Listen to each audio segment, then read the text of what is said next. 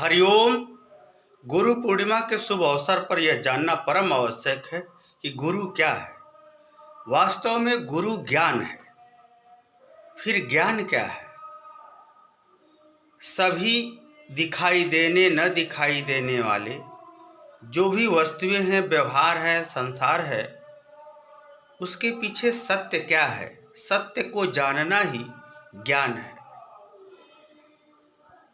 अर्थात गुरु द्वारा ज्ञान मिलता है। ज्ञान से मुझे सत्य की पहचान होती है।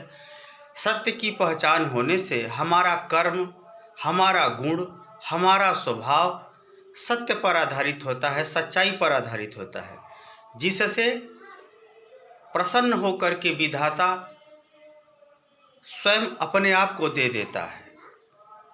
अर्थात सत्य ही ज्ञान है, ज्ञान ही सत्य है, सत्य ही ईश्वर है, ईश्वर ही गुरु है। यह गुरु की अपनी श्रेणी होती है। जैसे माता पिता का भी गुरु के श्रेणी में आते हैं।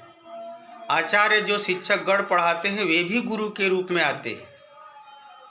परंतु सबसे पवित्र, सबसे व्यापक जो संत होता है वही गुरु है, वही परम गुरु है।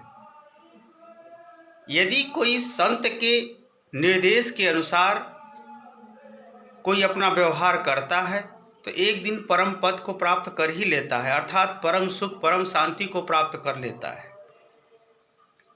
धन आएगा तो सुख देगा, जाएगा तो दुख देगा, परंतु गुरु जो परम पद देता है उसमें सुख हमेशा बना रहता है, शांति हमेशा बनी रहती है।